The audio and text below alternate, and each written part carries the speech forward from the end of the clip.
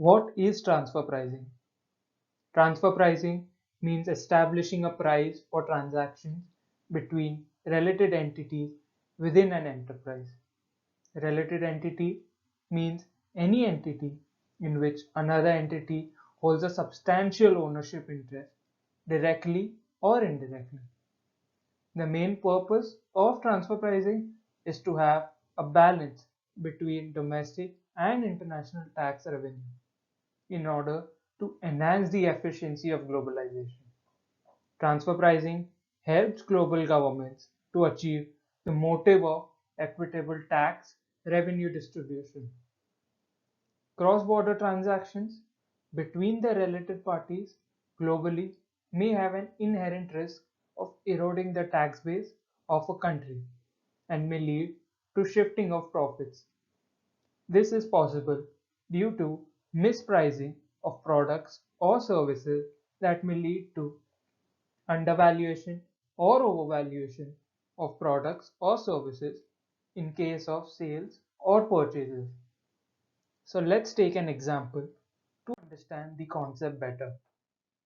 Let's take company A, which is an Indian domestic company, which is a subsidiary of company B, a foreign group company. The group is involved in the selling of television.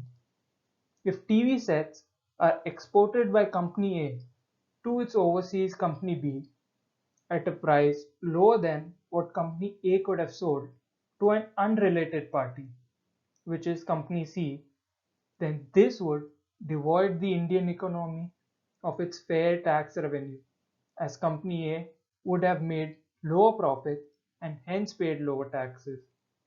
This indicates that the relationship between the two group companies had an influence over the prices and other conditions, leading to a situation of profit shifting from India to the USA. Therefore, in order to ensure both the economies receive a fair share of the tax revenue and avoid any mispricing of products or services, the concept of transfer pricing was introduced. Transfer pricing was first introduced in the United Kingdom way back in 1915. Although the legislation at that point of time was not elaborate or foolproof, it did contribute to reduction of profit shifting from the UK to the other parts of the world.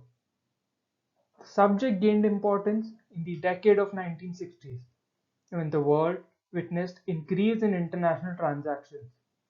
Although in the USA the law was only enacted in 1928 and the detailed regulations were framed and adopted only in 1968. Since then, the law has undergone series of changes. In the Indian Income Tax Act 1961, transfer pricing was added as a tax anti-avoidance and anti-abusive provision in section 92. Fast forward to the early 90s, the Indian economy experienced a major surge in international trade due to globalization, which led to India becoming one of the favorite destinations for the foreign companies to target the enormous untapped market.